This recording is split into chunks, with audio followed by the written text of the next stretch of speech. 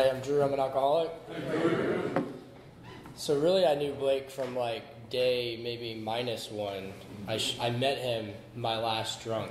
I showed up to the safe house and Blake was there. All right, so I guess I'm going to tell you in a general way what it was like, what happened, and what I'm like now. Real quick, my sobriety date is September 13th, 2017. Have a home group, Change Agents in Raleigh. We meet on Thursdays and Sundays at 7:30 at, I don't know the name of the church, but the address is 300 Powell Drive. In the basement, like most meetings, in the basement of the church, tucked away. And yeah, welcome to the newcomers that are here. Really, that's beautiful. I'm really glad you guys are here today. That's really, I think, why we're all here. I remember being terrified. I went to my first meeting in Southern Pines at the Wilder Building. I believe Blake might have been there too. And it was a 7 a.m. meeting, a handful of people, double my age, and I was terrified, and I had never been to AA. I didn't know anything about AA except for what was on TV. And it came around to the end. I don't remember anything about the meeting, but it came around to the end to get chips. And one of the guys who was working at that safe house at the time was like, hey, you should get one of those. And I was looking around, waiting, I don't know, someone was just going to sneak it to me or something. And I went up and got it. And little did I know that small action really meant so much in my life. And it really brought about a lot of change. But it was more than just taking that chip. And I think before I get into my story, I think it's important to note, I have a lot of blessings in sobriety, through this program and through, relationship with the higher power, and I get to do a lot of fun things. But, this past weekend I was at a celebration of life for a friend of mine and other people in this room, and just a good reminder of, that's what's waiting out there. If I'm not right with God and I don't have a relationship with the higher power, that's what's waiting for me. And it's real stuff, and no matter how much I like to joke and have fun in Alcoholics Anonymous, at the end of the day, I'm here because my life depends on it, and I take it very seriously in a lot of ways. So, all right, I was born in Richmond, Virginia. It's where I grew up. It's where I spent the first 25 years of my life until I came down here and shared a room with Blake my first night of sobriety. It was my first day in North Carolina as well. My parents split up when I was 1 year old, and I didn't really think that ever affected me, honestly. I thought it was normal. I think everyone, at least in my experience, I felt like my childhood was very normal. It was normal to me, and that's all I knew. But really what that normal was splitting my time 50-50 among my parents, and probably for the first 10 years of my life, arguments, crying. I wanted to stay at my mom's, my brother wanted to stay at my dad's, or whatever. It was a little hectic. And my mom playing me against my dad playing, and me playing my parents against each other. And I learned at a very young age how to manipulate, especially authoritative figures, but really anyone in my life, to get certain things that I wanted.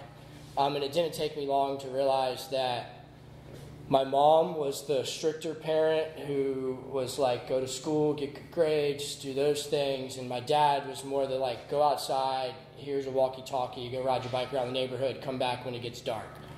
And it was great, and I played that to my advantage, and I did certain things as I got older, the first time I ever got drunk was at my dad's house, and it was I played that to where I knew where I could do certain things, until it was harder to contain them in certain places.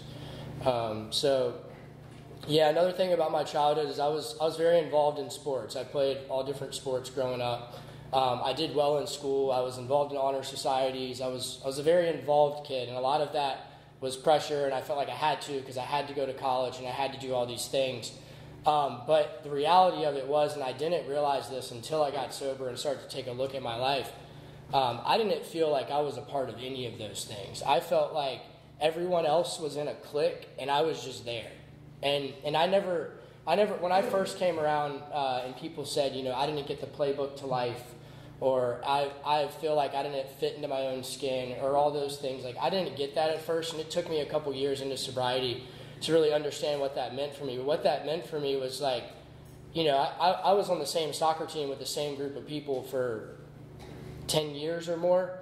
And I always felt like I was different than them. That we would skateboard, we would do all the things as kids, and I never felt like like I was a part of them. I was a little bit different. You know, my parents were split up and their parents were together, or like they were better at this than me or whatever. But like the reality of it was like I was captain of the team. Like I was good. I started. Like the facts of the matter were that I was very involved and active, and I was good at what I was doing. But I felt like I was like on the outside looking in.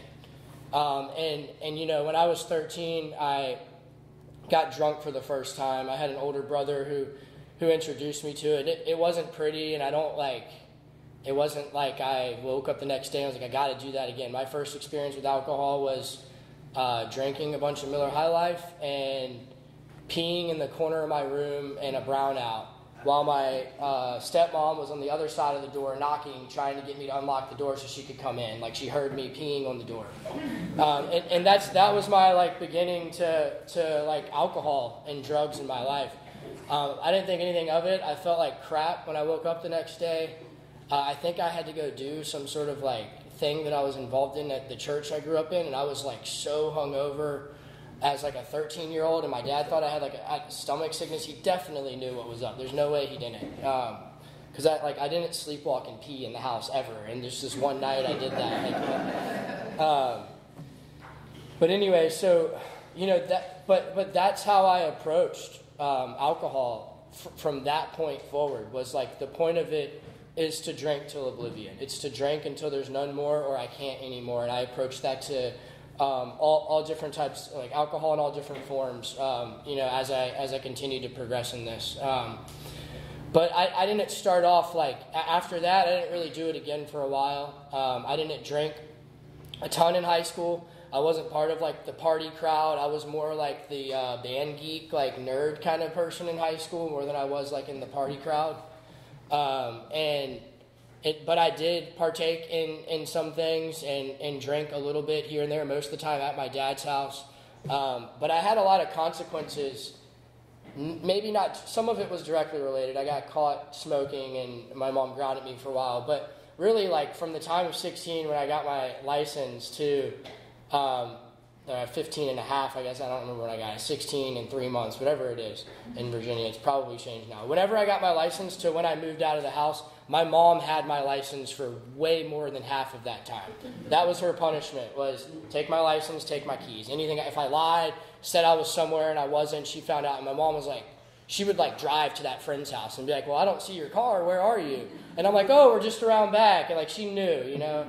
And then there you go, there's my licensing card for another month or whatever. And that was really like the extent of my consequences in high school. And I really didn't, my mom was running a pretty tight ship. And, you know, it's just very ironic because fast forward, I don't know, however many years later, like I started losing my license to the DMV, and like the court started taking my license, and then I went like, you know, 5 years of having either a restricted license or no license at all. So like my mom was definitely like way on to something, like way before I knew what was going on. And I used to argue with her so much about like, I don't have a problem, I'm just young, I'm just this and that. And you know, that's like an amends I'll you know, make for the rest of my life. It's a living amends. But anyway, so I get into college, and you know, now it's like I don't got my mom there anymore. I can do whatever I want. You know, my next door neighbor is selling things, and I hanging out with him and doing stuff, and I'm drinking a lot more often, and again, blacking out every time. Let me actually back up a little bit. There was a time in high school when I was probably 15 or 16, and we would steal beer from this guy in my neighborhood, this guy's dad, really. And I'm a pretty short guy, as you can see, and so when you imagine me 15 years ago, I was even shorter, and I would crawl through the doggy door and go steal beer from this guy's fridge, and then come back, and we would bring like those drawstring bags that were really cool at the time, and like fill them up with beer, and then bring it out, and then like go back, and that's what we would do. Well, it was my birthday, which is in December. Not the best time of year to camp out back of your house. But that's what me and my friends were doing because we had an excuse to be out of the house. So we had a tent set up. We went through the whole hassle of setting up a tent in the backyard and everything in the middle of December. And we went over to Beer Man's house And that's what we called him, was Beer Man. And the sad part is he had a son that was like a little bit around our age that I'm pretty sure took the blunt force of all of this, thinking that his son was stealing all this. But anyways, there was a specific night that I remember on my birthday where he had a bottle of liquor there. And I took it. It was some clear liquor. I don't remember exactly what it was. And we also had a bunch of beer, and I was hiding it in the flower bed. And it dinked on a rock and just shattered, and all the alcohol just went down. And I remember just like, I was like, let's just go inside and go to bed. Like, the night's over with. My friends were like, dude, we've got like 15 beers. Like, we'll be good. Let's just hang out. And like, to me, like, it was like the night's over with. There's no point because we're not going to be able to get good and drunk. Looking back on it, that was probably a pretty good sign that like, hey, maybe I have a problem. You know, maybe the way that I view and think about alcohol is a little bit different. But I didn't think anything of it. So anyway, so back to college, you know, I'm able to drink a lot more. I have a lot more freedom. And, you know, it didn't like get real bad real fast. I think it was a lot of fun for a little bit. But those feelings of not feeling a part of that I felt when I was younger, before I was introduced to stuff, you know, like in high school, I started like doing things with those teammates before, and I kind of felt more a part of. Like, I was like, oh, well, like, now I'm just not very good, but it's because we did these things before we played, and we're all doing this together, so we're all on the same page, and so now I'm like a part of this group of people, you know? Well, so I kind of carried that over into college, but my issue is that I would just get blackout before I did anything. So then, like, because I couldn't deal with that uneasiness, those nerves of, like, what if I say the wrong thing, or what if these people don't like me? You know, blacking out all the time is not a great way to meet friends. Well, I guess I met a lot of people, but I didn't know anyone. Like, I didn't really have any friends. Like, I had a lot of acquaintances. And that was my whole experience through college, was really just like a mess of like, basically my college experience can kind of be summed up into, I would get real messed up on certain substances and steal a bunch of stuff from people because I steal a lot for whatever reason. And then they don't like me anymore, and I don't really know why, because I don't fully remember everything I did to them, but I know that I woke up with a bunch of stuff that wasn't mine in my room. So it was probably theirs. And so then I would just want to talk to them for a little bit. Then I'd go hang out with another group.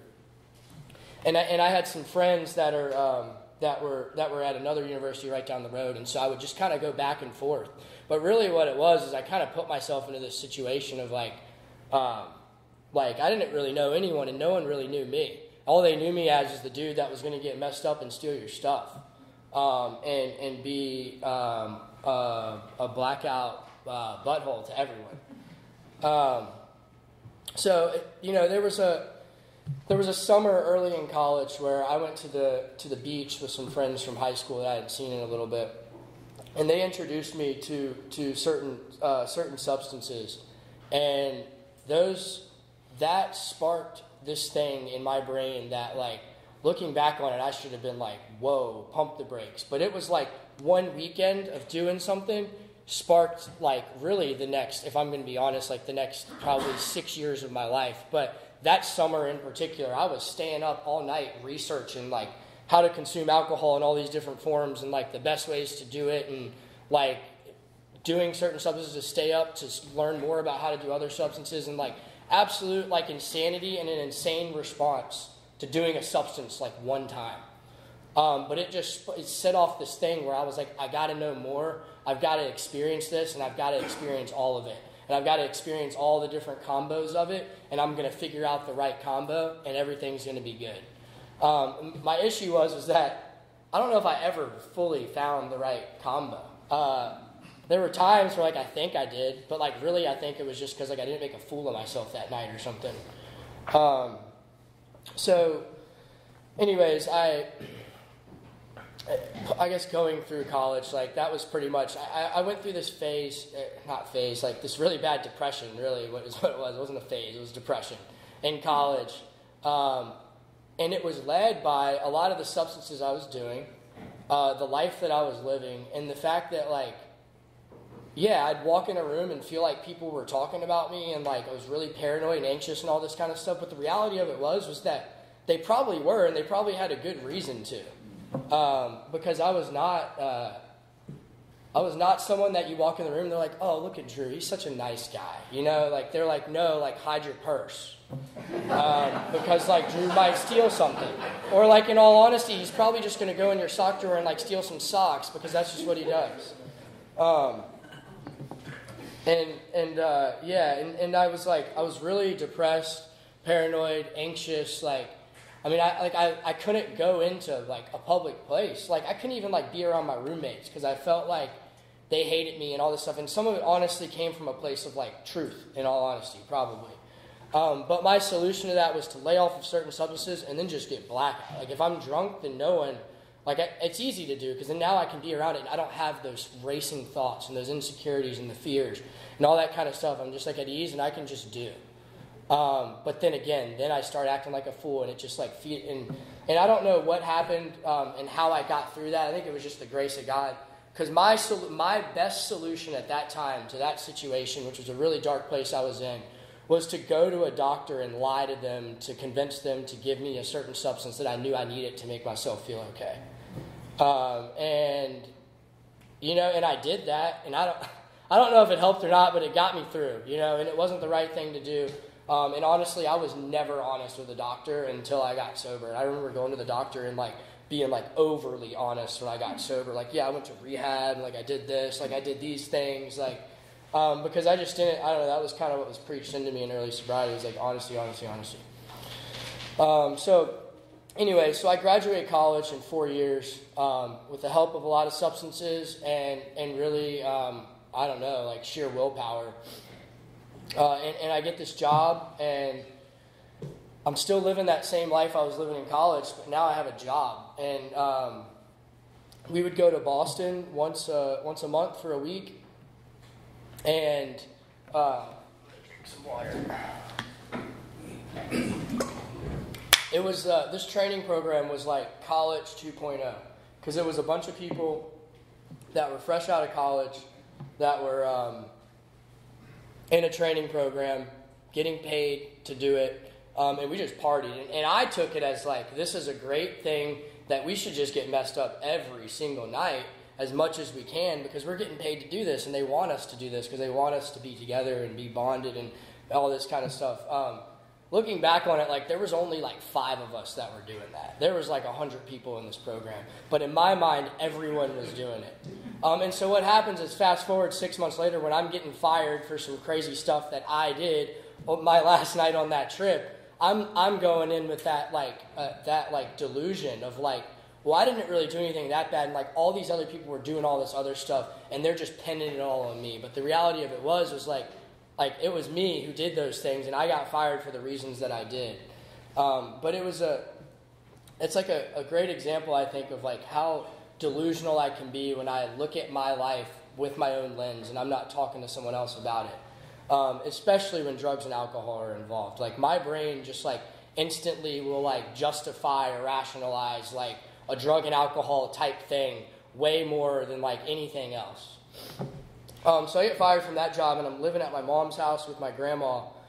And my mom and my grandma especially, is a really important part of my story, and I love that woman to death. And she's a very important, her and my grandpa on that side were very important role models in my life. But at this point, I am living with them and drinking. I drinking every day. At the point where I had a bottle of whiskey underneath my bed. My mom would wake up and go to work. My grandma was not going to work, obviously. And so I would wake up and just start drinking because I had to apply for jobs. I was like, well, I can't do an interview sober because, like, that sounds stressful. And I'll be able to, just loosen up and, like, have a conversation, while I'm, like, had a couple drinks in me. So my grandma would stay in the living room, and she would, she would do her grandma things, or she would, like, watch TV and talk on the phone and do whatever. And I'd just be in the back drinking, like, hanging out, like, doing Zoom or whatever they were at the time, Skype interviews or whatever, for companies. And I always wondered why no one wanted a second interview with me. And it's like, dude, you're drunk at 10 in the morning on a Tuesday. Like, what are you doing? But anyway, so I did find, I found, but a company gave me a shot. And it was the only company, ironically, maybe not ironically, that I was honest with. That I told them straight up, yeah, I got fired from this job and this is why. And they gave me a second shot and they saw, they gave me a chance. And I did well at that job for like 2 years. But during those 2 years I worked there, I started hanging out with those people again. At this point, I had moved out of my mom and grandma's house. And the whole time I was living there, I was an absolute terrible grandson and son.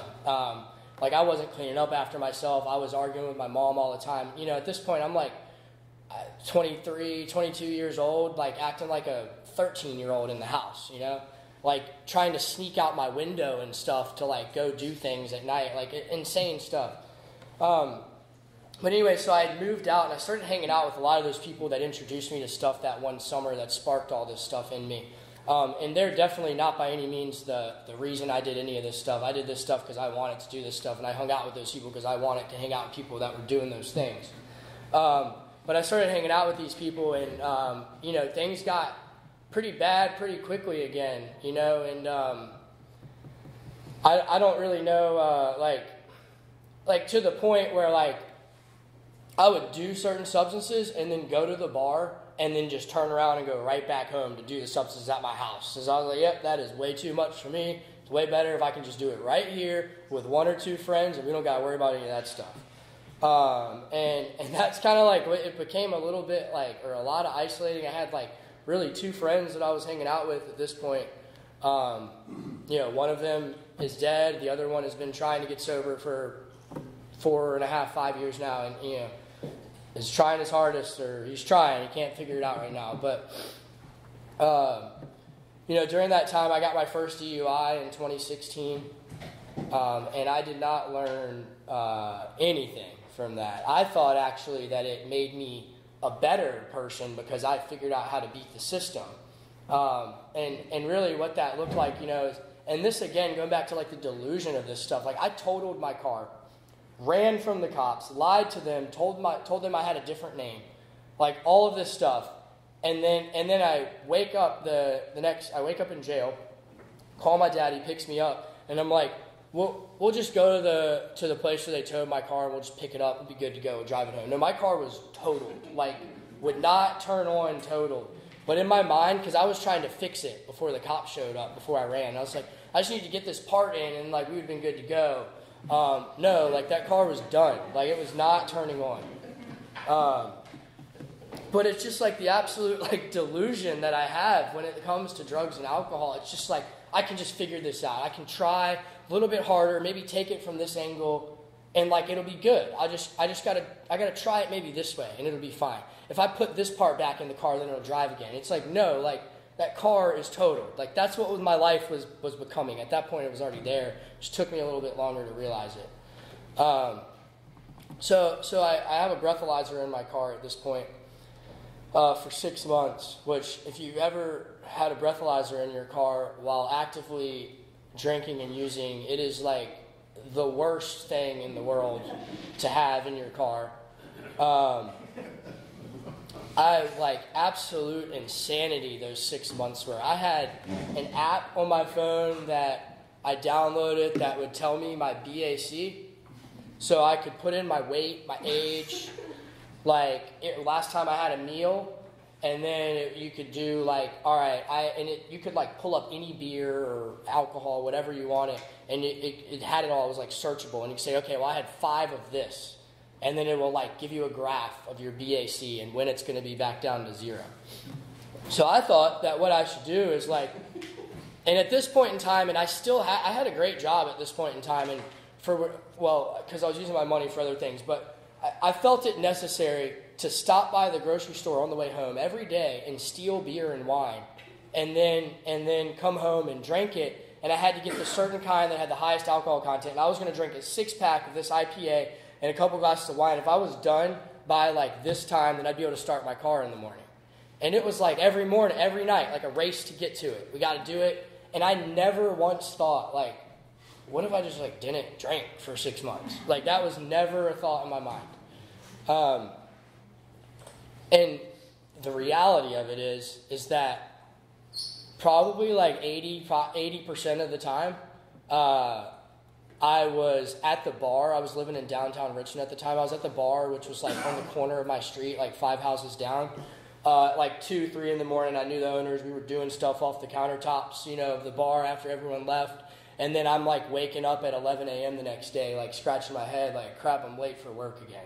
And I still can't start my car. So then I'm Ubering to work at 11, 12, showing up late to work. And then in the days where I would wake up and drive my own car to work, I felt like I needed a trophy given to me when I showed up to work. Like, I was like, you guys don't understand. Like, I did it. Like, I am here on time. And then I realized once I got sober that that's just like a very normal human, like most humans just wake up and go to work on time. They're not like trying to plan out how they can drink and start their car the next day. Like they have a breathalyzer on their car and they just don't drink. They just don't do it.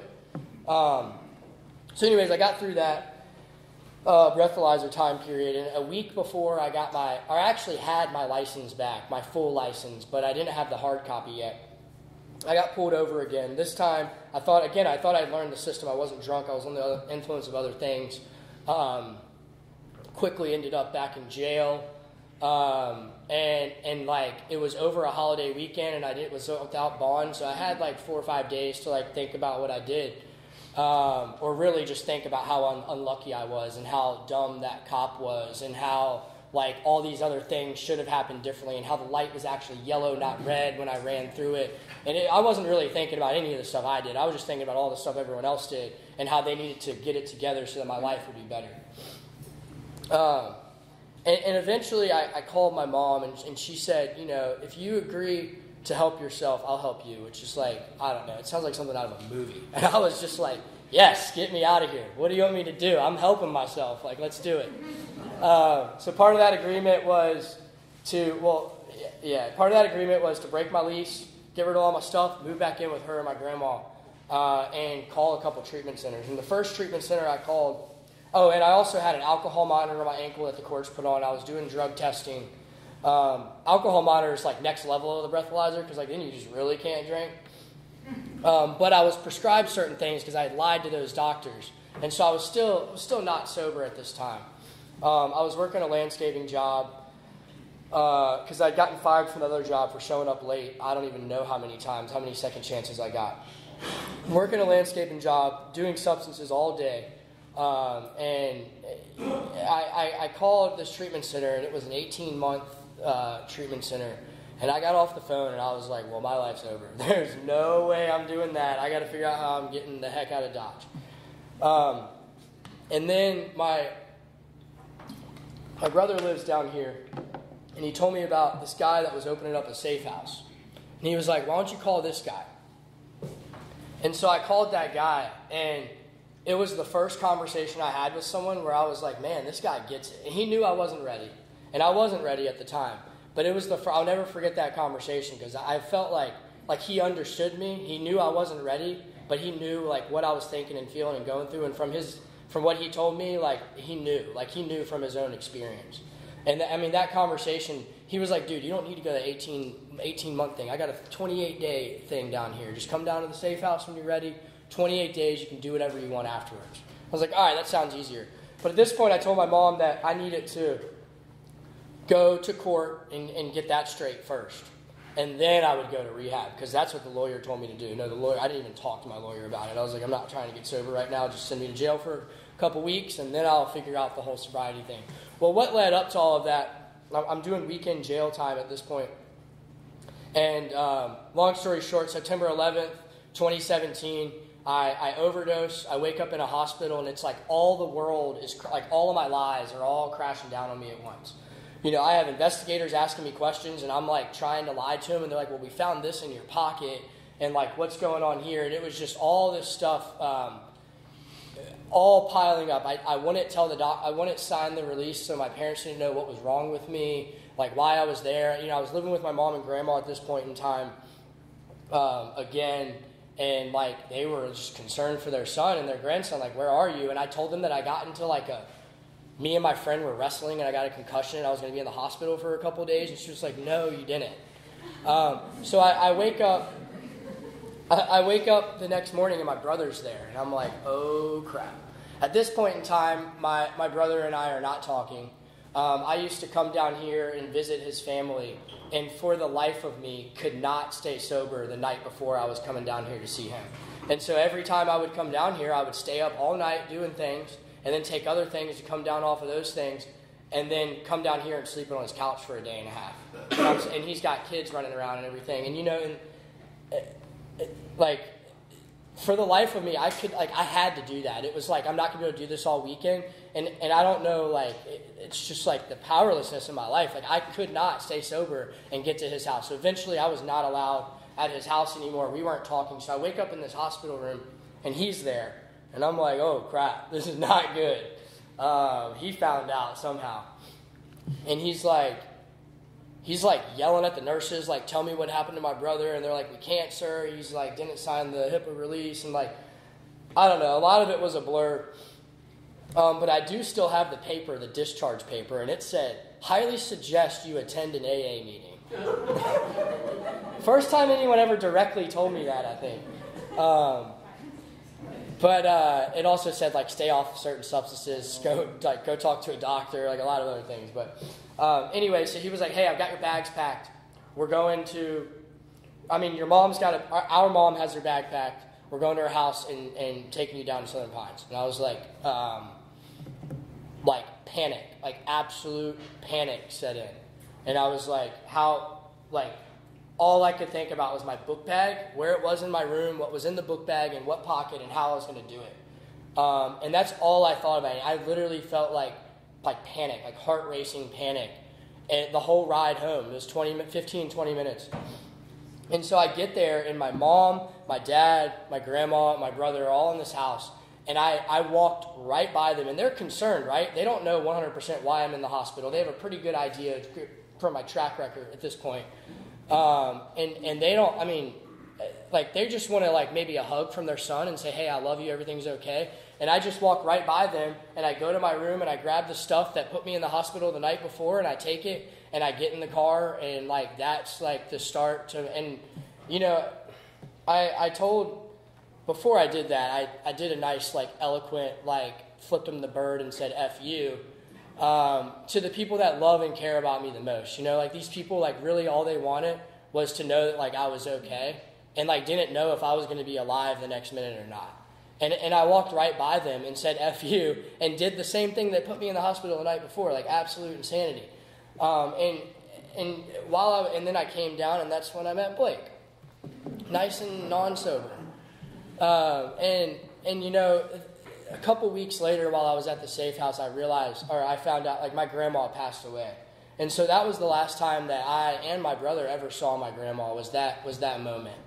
And that's something, I'll never be able to, apparently I called her and said, sorry, I don't remember it. But, that's where this disease takes me. It's it takes me to places and makes me do things that, I don't even, that I don't know. It's I would never have imagined. If you would have told me when I was peeing in the corner of my room when I was 13 years old that's where I would be at, there's no way I would have gone down that path, right? But I don't think they got to a point where I didn't have a choice. I was doing it, and that's just what I was doing. So I get to the safe house, and I was there for 3 weeks because I went back home for, I had to go to another 2 weekends of weekend jail, and I also went home for the funeral. So I had 3 weeks to dry out, and I was not happy. I went to a bunch of AA meetings, and I love that place to death, and the people there, changed my life for the better. But I had 3 weeks to really just dry out and not be so angry. All I wanted was really my phone, and I wanted to go back to Richmond. I didn't have anywhere to go, but I wanted to go back to Richmond. Because that's where the things that I wanted to do were. I went to the colony and did 30 days there, and by the time I had those 3 weeks to dry out, I don't know, for whatever reason, by the time I walked into the colony, I was at a place of just open ears and willing to listen and maybe hear something different. And I did, and I realized pretty early on, these people care about me and they love me, but they're literally talking the same language as me, and it blew my mind. I've never sat in a room of people listening to people do their first step at the colony, and it's like, that dude is saying things in the back of my head that I've never said out loud. And that guy's saying exactly what I'm thinking. And you know, that's like the first of a million examples of that in the rooms of Alcoholics Anonymous. And you know, like really what my biggest takeaway from the colony, besides, there's a bunch, but it's like, get a sponsor at 90 and 90, like the main things, like when you leave, do these things, get a home group, get a service commitment, all things that I did, but really I did like a solid 1, 2, 3, steps 1, 2, and 3 there. And you know, I remember sitting across from my counselor there, and I think you could kind of tell that I was kind of questioning the first step stuff, and he asked me like a series of questions. And at this point in time, just to let you know where my mind was at, the first chapter of the big book I read was 2 employers. Because I was like, I got to figure out how to make them like me again so I can get a job again, you know, or I got to figure out how to convince them, like, I just need a job. Need a job, and then maybe I'll get a license at some point again, hopefully, and then everything will be good. Money was the issue. But anyways, like, so he asked me a series of questions. He was like, you know, do you have a job? And I was like, no. He's like, do you have a car? I was like, no. He's like, do you have a license? I said, no. He's like, where were you living before this? And I was like, the safe house. He was like, so you're homeless? And I was like, no, I was living at my mom's before that. And he was like, oh, does she want you back? And I was like, no. And he's like, okay, so you're homeless. He's like, oh, do you have a relationship? Are you in a relationship? And I was like, no. You know, and he just asked me these series of questions, and like in that moment, I realized like I have really dug myself a hole, and I honestly thought until that moment that I had the answers to figure it out. Like I thought, I just got to try a little harder. I got to go back to Richmond and get a different job, and everything will be fine. And in that moment, I think, is when I really accepted the powerlessness and unmanageability of my life. Like, I need help. Like, I am powerless over drugs and alcohol and a whole slew of other things in my life, most things. And I need help. And that help comes from a higher power and a lot of people in the rooms of Alcoholics Anonymous. I'm going to talk a little bit more about sobriety. I know I'm running out of time. So I left Samaritan Colony on Halloween of 2017, and I moved to Chapel Hill, and I was terrified. I'd never been to Chapel Hill.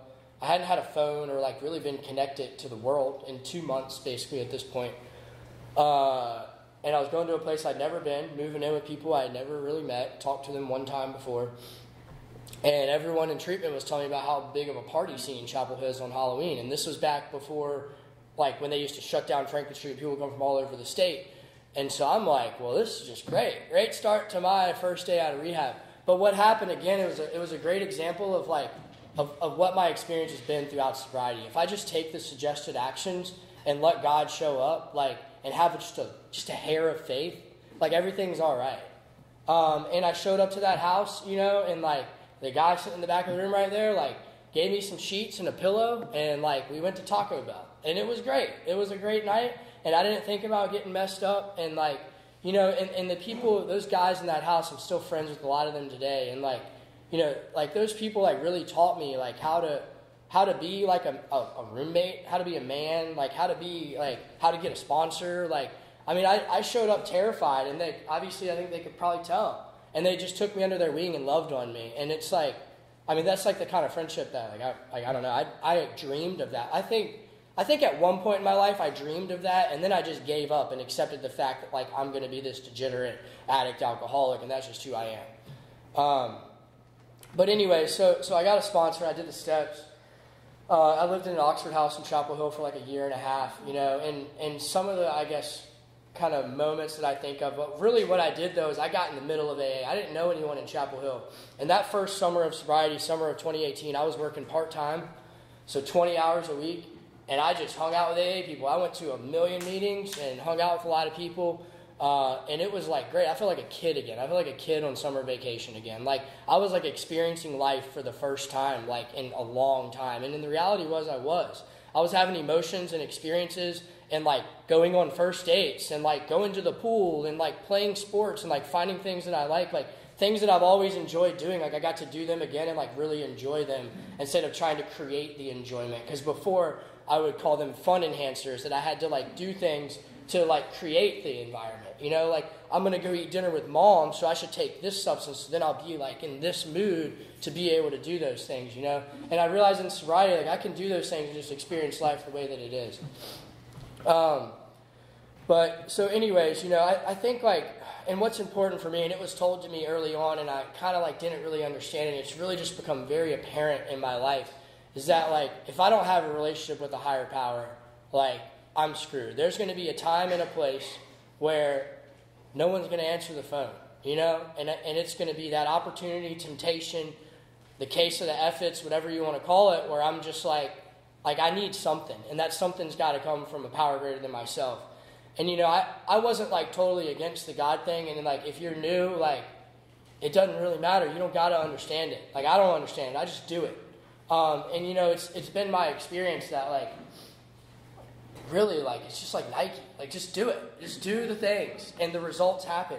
It does not matter what I think, feel, or anything about the steps. Like, if I do the steps, take the suggestions, I get the results. And those results for me have been a relationship with a higher power that I didn't even know was possible, honestly, and a dependence on something greater than me to help guide and direct my life, and also like a life like beyond my wildest dreams. Like the things that I've been able to do, like are things that like I just wrote off that I was never going to be able to do. And it's not even like I got my license back. That's pretty cool. I knew that was going to happen eventually because there's a time limit on that. But, like, it's not even the material things, It's, like, being able to show up for my family, Like, being an active part of my brother and his kids' lives and, like, my brother being my best friend. He's the best man in my wedding.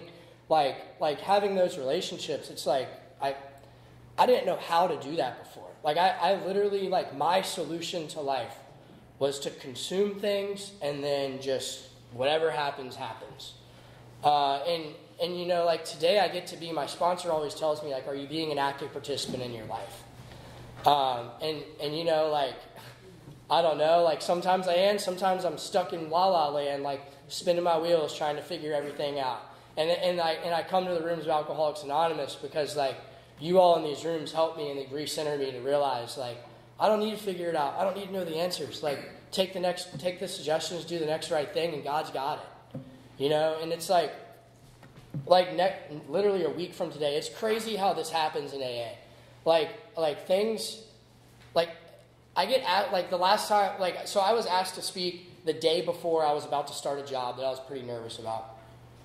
AA seems to show up for me like when I need it the most, and I don't even think I need it. Like, so I'm getting married next week. I'm getting married next Thursday. And I was asked to speak twice this week. And in my mind, I'm like, I got so many things to do, and I've got to, like, do all this stuff, and I've got to figure everything out. But the reality of it is I'm exactly where I'm supposed to be, right? Like, I'm in the rooms of Alcoholics Anonymous. And that's, like, been my experience that, like, that's where I need to be. It doesn't matter, like, all the things I think I need to be doing. If I'm not trying to help someone else or try to just show up and be of service, if someone asks me to speak, I speak. Then I'm probably not doing the right thing. And it's crazy, like I didn't think that I was ever going to get married. Like I thought that was like so far beyond my capabilities as a human being. And through inventory, a lot of inventory and prayer and all of that kind of stuff, like I'm getting married next week, and it's like, it blows my mind still. It's happening next week, and I'm like, wow, like that's happening, and it's just like, it's one of those things where it's like I didn't do that. Like, yeah, I took some actions, I wrote some inventory, I did some stuff, but like, that's like God. And there's just been so many things in my life, even like through amends. I know I'm running out of time, but there's been so many different opportunities, like with amends, where like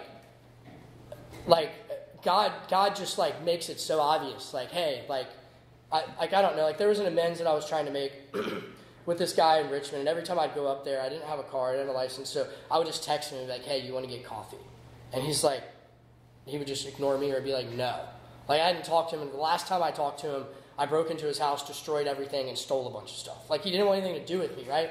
And then I'm like, one day, I'm up there visiting my family, and my dad drops me off at a coffee shop, waiting to get picked up by a friend, and sure enough, this guy walks in, And it's like, my initial instinct was, I got to get out of here. Like, I can't talk to that guy.